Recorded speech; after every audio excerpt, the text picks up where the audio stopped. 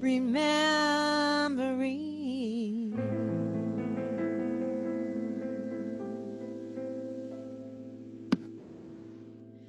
I am remembering who I am.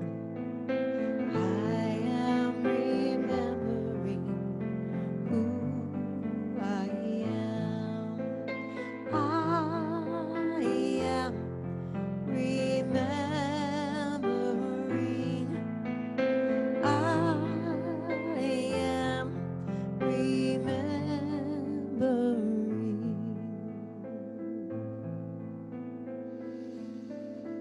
Breathing in to the one life, one source, one power.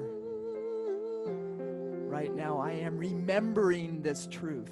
All that is infinite love, peace, harmony, harmonious love and loving harmony, powerful peace and peaceful power.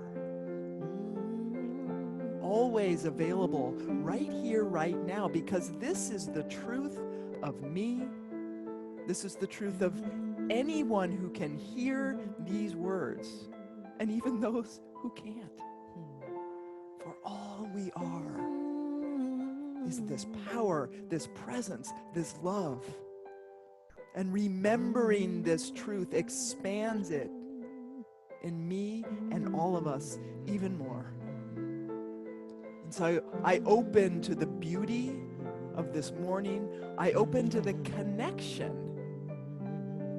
between all of us here this morning and the connection that we all have to this one, to this power. For it is truly infinite, rich, abundant in love and joy and peace. And so I celebrate this. I celebrate this remembering today that we are doing here together. And because we are together, it is that much more powerful, beautiful, and real. And I am grateful. Grateful for this truth, grateful for this remembering, grateful for this morning. And I just release this to that one, knowing it is done. And so it is. Amen, amen, amen,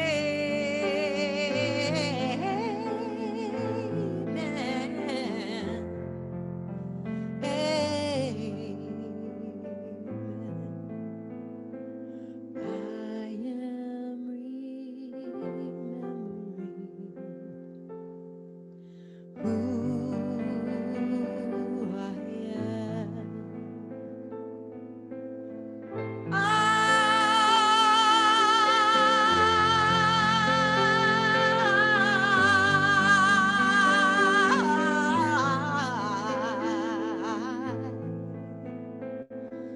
I am remembering.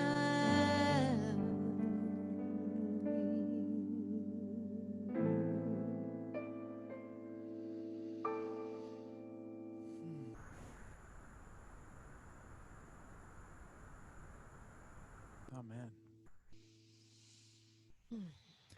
Good morning, everyone. We are thrilled to be in Tucson. I'm assuming the sound is good. Thumbs up if we're cool. Awesome. Thank you so much to Reverend Janice for having us here today. We're really excited to be with you all today. I also want to thank David, Michael, and James for helping with sound, and also for Shelley for the beautiful meditation before, and also to Jeff for getting us all kicked off. So we're really grateful to be here with you all. We love to get to do this from our living room in Santa Rosa, California. So we're thrilled to be here. We're going to do a song now that has a spoken word chorus that if you like to join us, you can. Super easy. That's got movements too, for those of you who like to ground it in your body. Goes like this. Love is the only truth, and the only truth is love. So let's all do that together. Love is the only truth, and the only truth is love. And so you just join me on the chorus, and the part where it comes in on the song is, it's a little tricky. I say, hush, little baby, 'cause there's just this love. That's how it works.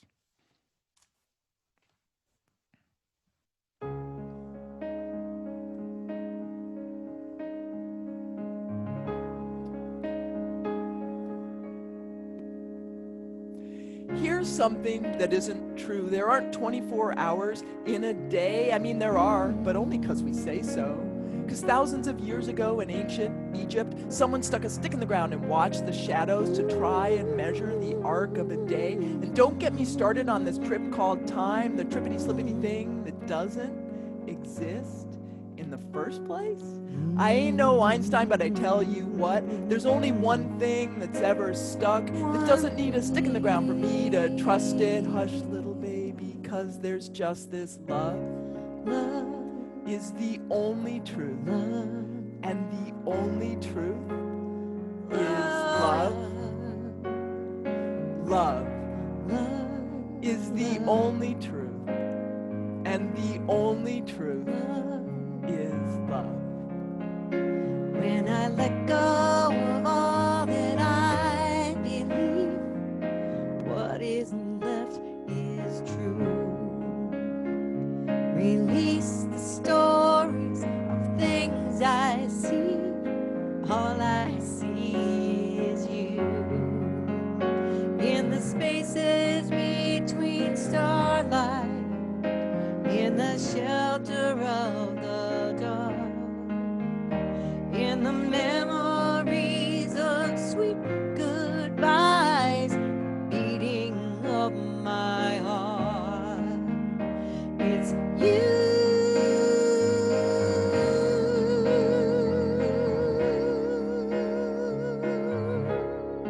All that is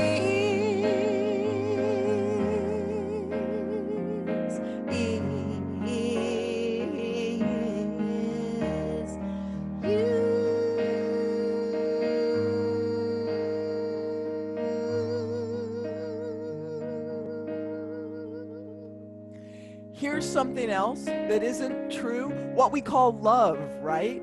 There's a guy at work, you don't even know his name, but you're sure he's the one who can satisfy that need that hurts and howls and wants what's real, till you find out he's married or gay or not gay and can't give you anything but need and more need. See, love doesn't ask, love only answers, and the answer is always yes. I don't know much, but I tell you what, there's only one thing that's ever stuck that doesn't need anything for me to trust it. Hush, little baby, 'cause there's just this love. Is the only truth, and the only truth is love.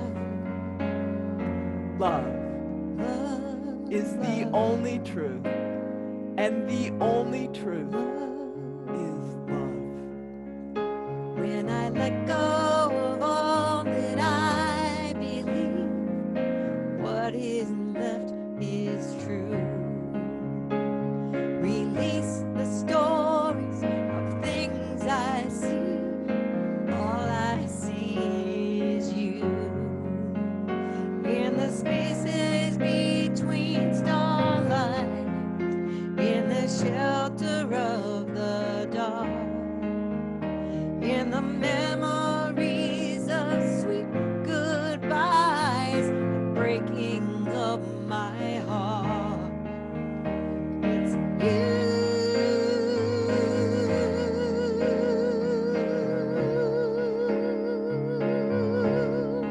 All that is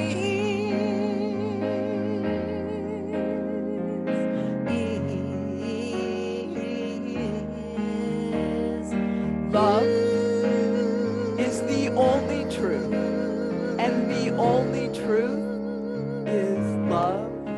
all that Love is the only truth, and the only truth is love.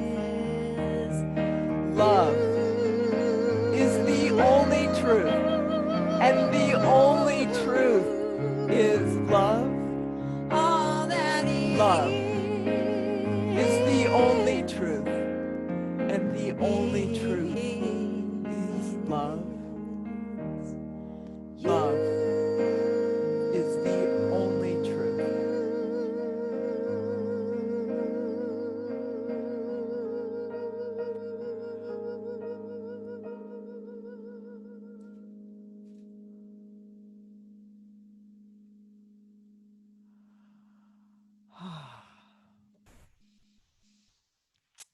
Hmm. Love is the only truth, and the only truth is love. And sometimes, I don't know about y'all, but sometimes it's easier to feel that than others, right? Like, for example, when you're in the middle of a global pandemic, for example, um, or a country that is having an intense conversation about racial equity, or a country where there's a political divide, or in your own life with conflict between friends and family, whatever it may be, sometimes that truth, that love is the only truth, is harder to get to than others. We know you all are talking about connection this month, so we want to focus on this idea of love is the only truth, but also how do we get there when it's difficult. So we each have a story to share this morning about finding love even in the tricky places, we'll say. And Melissa is going to get us started. And I'm going to disappear into a portal into another dimension. And they're gone. So, have you ever been triggered? Hmm. Yeah.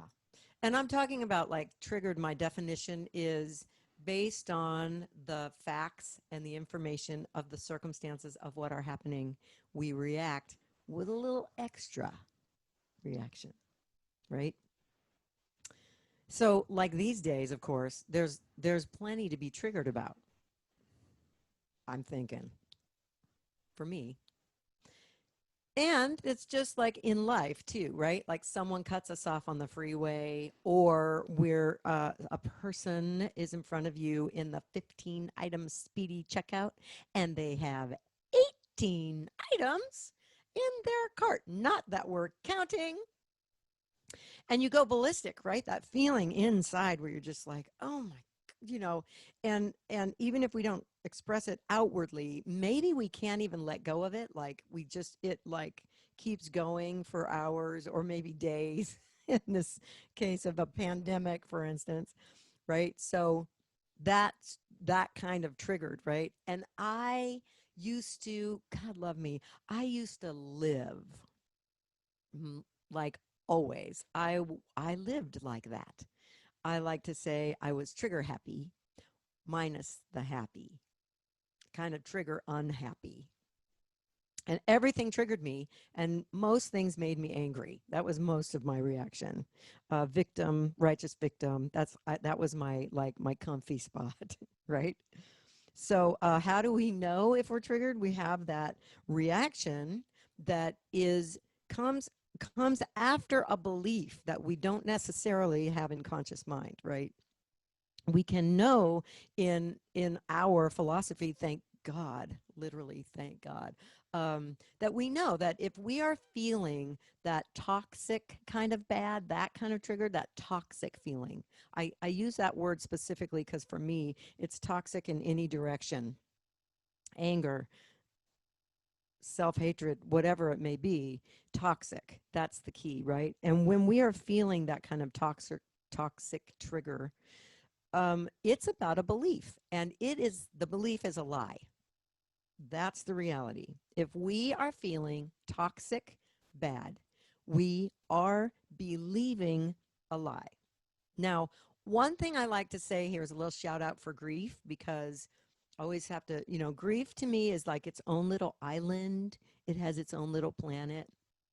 Um, and yet, what I have experienced with grief multiple times is when I really fully allow the grief, when I allow that sadness, that depth of grief, of pain, there's love. It's really, I grieve because I have loved, and it's a kind of a beautiful thing. It's not toxic. It's not comfortable, but it's not toxic. There's a different feeling. So, what do we do when we're in that sort of toxic lie? We find the lie. This is the key, right? Because it's built on a lie. It's a belief that we are having, a story we are having, and the story is told not necessarily consciously, usually not for me. And then we have a reaction that is the toxicity. So we find the lie, make it a conscious awareness, and then we find the truth and we replace the lie with the truth. Where do we find the lie? And where do we find the truth? The truth is on the flip side of the lie. The lie we can find by looking at our reaction. The truth is on the flip side, right? So here's an example of this in my life. Years ago, many years ago, decades ago, actually, I was touring all the time, doing my Melissa Phillippe thing in spiritual centers across the country and doing my music, sometimes speaking, workshops, that thing that Z and I now do, only it's way more fun with Z, so it's a different life. At this time, I was pretty deep in my spiritual stuff. I was in classes to become a practitioner, and I also had been studying for many years by this time with Don Miguel Ruiz, the author of the Four Agreements, the Toltec stuff. And so I knew the truth, right? I had this experience where I came home after about a couple weeks on the road, and there was a stack of letters, notices from my bank. Remember when we got notices in the mail, actual mail, like physical things? Yeah. So I had this stack of notices from my bank. Not a good thing, usually. And sure enough, what I had done is right before I left town, I was doing bookkeeping, and it turns out, unknowingly, I entered a deposit twice in my bookkeeping. And then, because in those days I was in debt, which I am no longer, but I was in debt, and I was so happy to have enough money to pay down my debt. So I made this little extra payment on things, and then I left town. And while I was gone, yeah, those checks couldn't clear because that money wasn't real. It was only virtually existing in my little accounting system online. Yeah, $650 in charges alone from the bank for all this mess that I created. So I came home, and one of the things that I was able to see more clearly than ever at this period was that I had a kind of toxicity reaction in me in those days to money stuff that was a very unique and special and very toxic kind of reaction. I went into self-hatred and shame deep and easy from money stuff. So this was really big. And even though I really knew the truth, I mean, like I said, I was doing all this training. I knew about the lie leading to the belief that was the lie that created the toxicity. I actually had this knowledge, and I could find the truth, and then I'd feel better for about half a second, and then on would come all the toxicity of no, but you're such an idiot. And I just kept going around. This was going on for weeks. It was not a happy place to be for me or anyone around me, actually. So one of the things I finally broke down and did was this particular meditation. Actually, we call it now the Radical Transformation Meditation. It's a class that we have, but it's one way. Meditation certainly is a really valuable way to find the lie. Like, what is the story I'm telling to which I'm having the reaction? So I did that meditation this particular day. And I actually said I'd be just a couple minutes. And at the time I was married to a man. That's another story. But I came out and I was in shock. And I came out like 90 minutes later, right? I'll just be 5. And he took one look at me and said, "What happened?" And I said, "I just realized that when I was a child, my experience was that my mother hated me." And he said, "You're just figuring this out?" Uh, my best friend actually said the same thing to me a week later when I told her. Your mom says horrible things to you all the time. It's only you, blah, blah, blah. This whole like story of, collaboration with me, that I was a horrible victim of my mother. And of course, now I know something else. So here's where it started, I think, for me, is that my mother growing up, and it was complicated, our relationship and dynamic was complicated in part because of this experience she had, which was how she said it to me growing up was, "You were the best fight I ever lost with your father." So what I know now, was meaning to say to me was, I'm so glad I gave in to your father and got pregnant again and had you. That is not what I heard. I heard, I did not want you. And it was very wounding for me. I mean, I came, of course, to that. You follow that. Like, I don't deserve to be here. I am not worthy of existing, which, because I suck. That's the lie, right? I don't deserve to be here. So the thing is that now I know she just didn't want another baby with diapers to change. It wasn't me. It wasn't this personality self that she was like, oh, I know who that person's going to be and I don't want them. It was not personal. The whole 4 agreements thing, don't take it personally. It really wasn't personal. But that's not how I experienced it. And I really had that experience of, oh, in a way, in that meditation that day, like, oh, I get it. Like, that was my belief. And then I went, well, then what's the truth? And the truth I came to is right there on the flip side, the all, spirit, God wanted me. God wanted me here. That's why my mother lost that fight. That's why she gave in. God wanted me. Spirit wanted me here all along. And Spirit still wants me here. Every breath I take is evidence that Spirit wants me here. Right here, doing just what I'm doing, being with you today. Spirit wants me. I am made of divine stuff. That is the truth. That is true for you. That is the truth about you. Now, in this example, of course, just to reiterate or summarize, my lie was, I don't deserve to be here. The truth, Spirit wants me here. Spirit wants me here. And when I went from knowing on an actual, real, deep level, in a way I hadn't before, that no, it's not true, I suck. It's not even true, I don't deserve to be here. What's really true is I am called. And Spirit is calling me again and again to be exactly me here. You can imagine things got better and better from that day, right? My mantra these days is, I stand in unapologetic confidence, knowing the truth of my divine nature. And if I ever forget that, I ask myself this question. You know the Verizon guy that you used to see, like, can you hear me now? Can you hear me now? I ask myself, can I love me now? Can I love me now? And what's so great is, when we look for the joy when we look for the lie and look to the flip side and find that truth, there is joy. That is the natural response. And today I'm still trigger happy, only now I'm actually trigger happy because I'm reminded all around me of things that reflect that love and that joy and that truth. And I am a grateful being overall. I mean, I have my days, but I live in gratitude. I really am trigger happy. And that is what I want for you.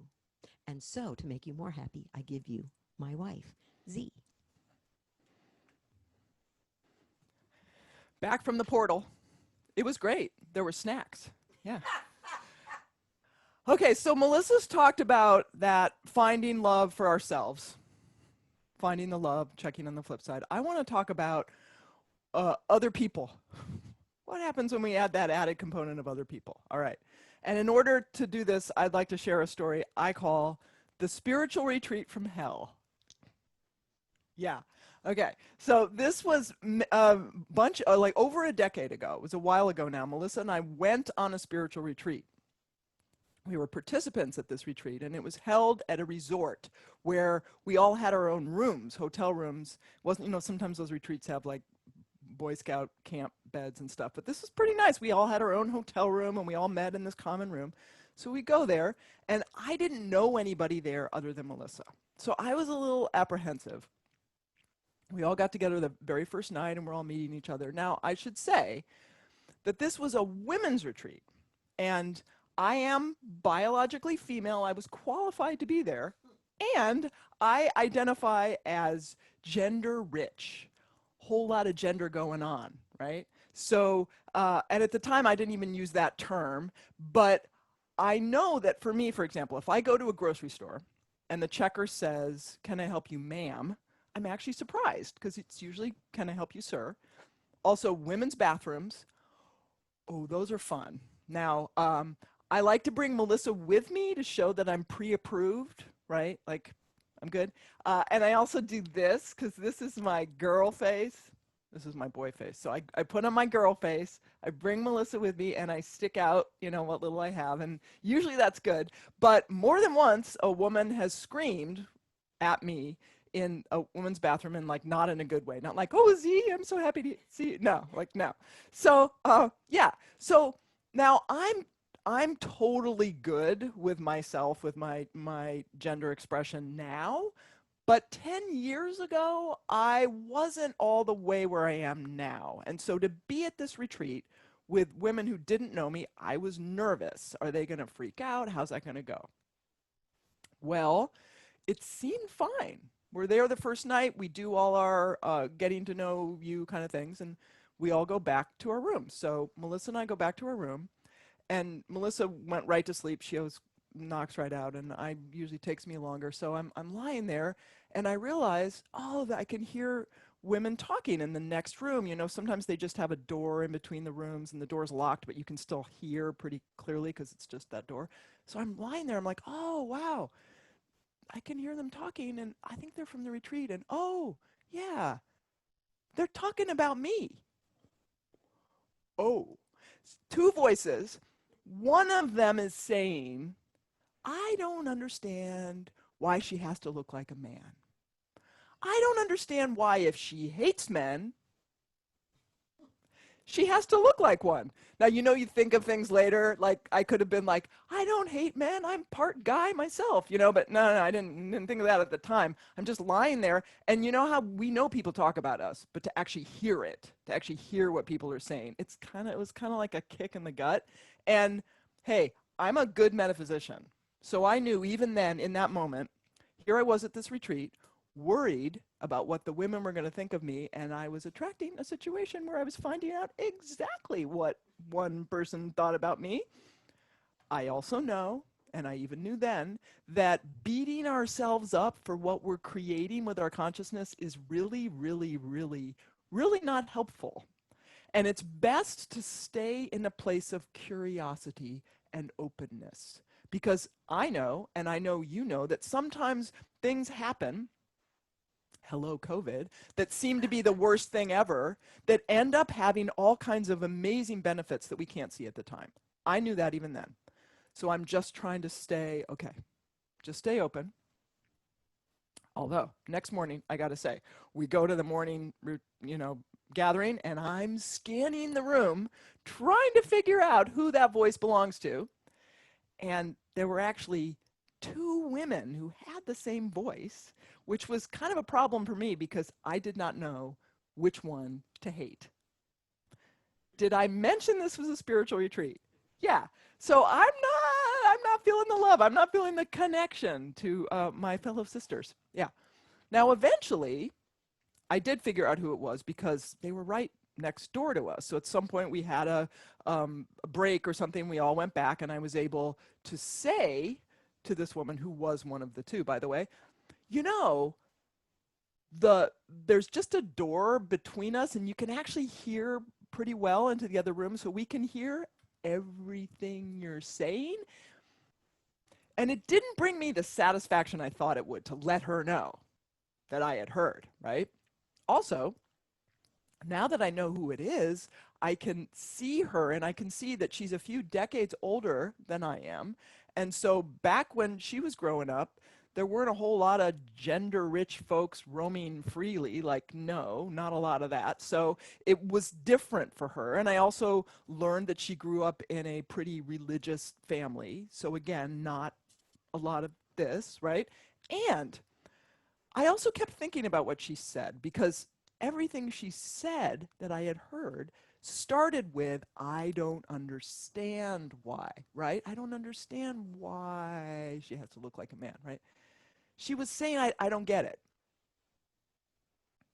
So at some point in the retreat, we go within. It's a guided meditation, a spiritual process. I don't actually remember what the process was now, but this was, after all, a spiritual retreat.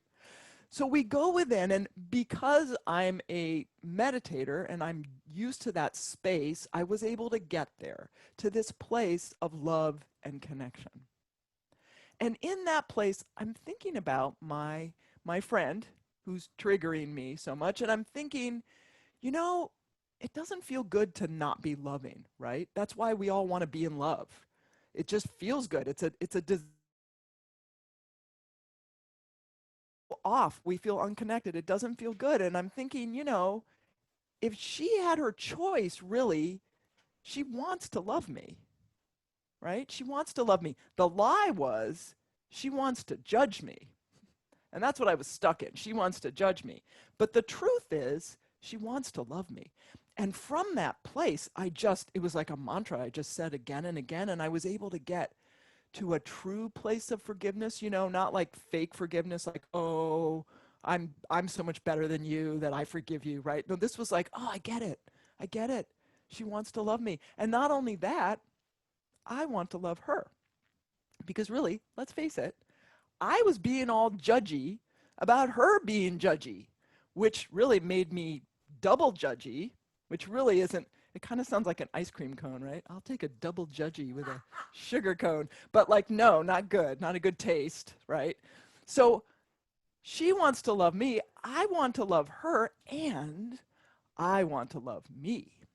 Because I did still, at that time, a decade ago, still have my own unhealed junk about myself and judgments about myself. And here I was in the middle of a situation where I was getting to look at exactly that stuff and see, oh, I want to love me. And it's not an accident that I got there in spiritual practice, right? Spiritual practice, meditation, prayer, coming together in communities like this, study, classes, all those things. But I can never say enough for the power of meditation. Because through that practice, we get to see those lies. These stories come to the surface in a powerful way, and that's what I was experiencing, right? And in that place, we catch the truth. We anchor in, we center in that truth, where the lies, quite honestly, don't stand a chance, you know? There's a story that I love about a man who goes to the doctor.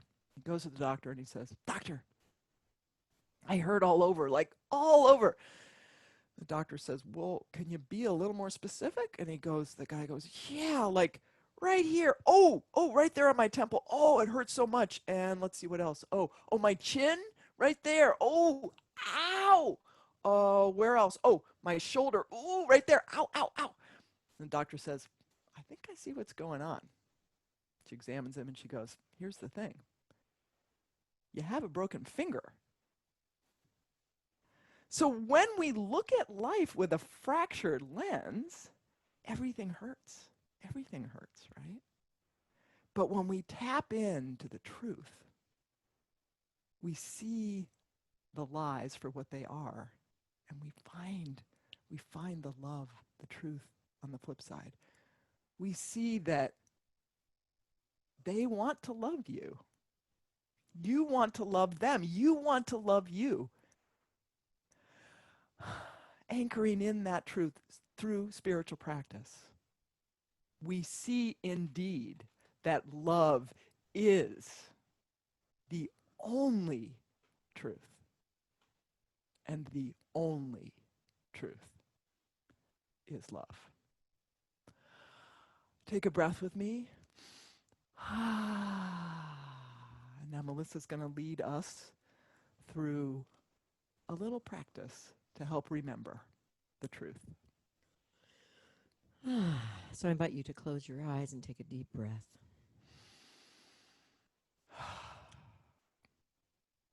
And either in your mind or out loud in your homes, repeat after me.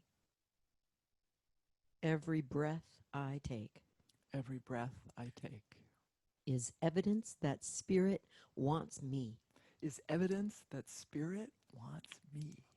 I deserve to be here. I deserve to be here. I am enough. I am enough. If I forget this truth, If I forget this truth, I look for the lie I look for the lie and I check the flip side and I check the flip side and find the truth. and find the truth. I am loved. I am loved. I love others I love others and others love me, and others love me, even if they don't know it yet. even if they don't know it yet. They want to love me. They want to love me. I want to love them, I want to love them, and I want to love me. and I want to love me.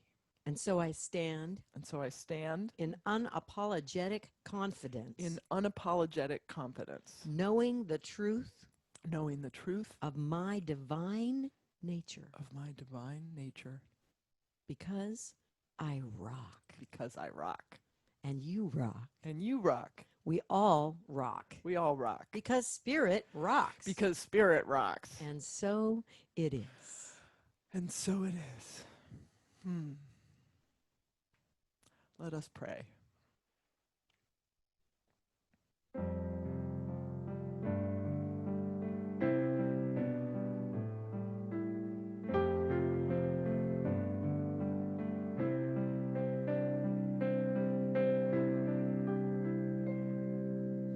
There is only one of us.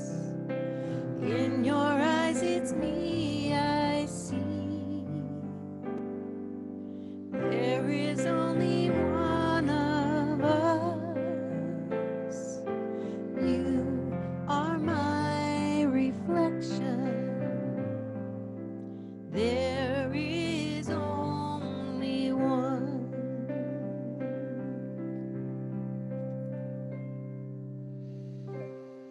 There is only one truth, one power, in and through all creation. Call it love, call it joy, call it peace, call it that which cannot be named. It doesn't matter. This power and this presence is all that is. It animates me. It animates everyone listening to this prayer, seen and unseen, known and unknown. This is the truth.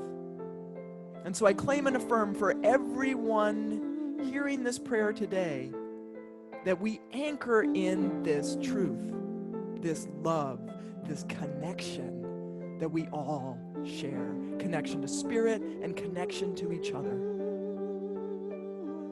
I welcome the fact that we, through our spiritual practice, through anchoring in this one and this knowing, are able to more and more clearly each and every day see those lies that we tell ourselves and release them, allowing Spirit to reveal the truth on the flip side, that we are loved, that we are loving, that we are wanted, that we are worthy.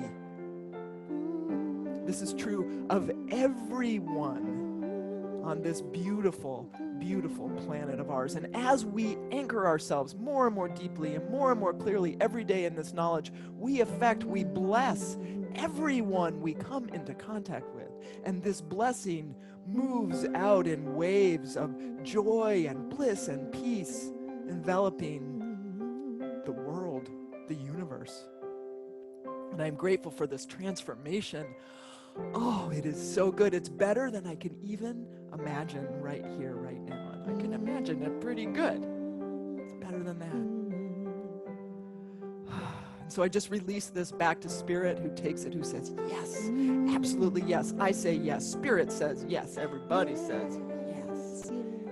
Yes. Yes. Yes.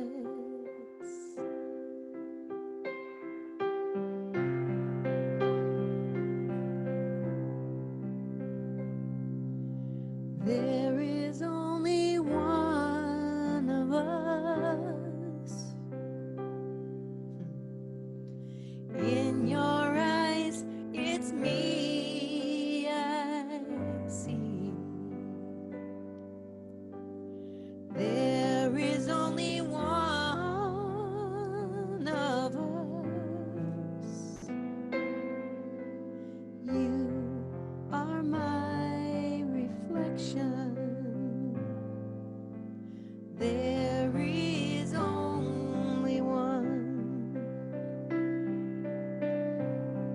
to. Sing it with me one more time. There is only one of us. In your eyes, it's me I see. There is only one of us. You are my reflection. There is only one. You are my reflection. You are my reflection. There is only one.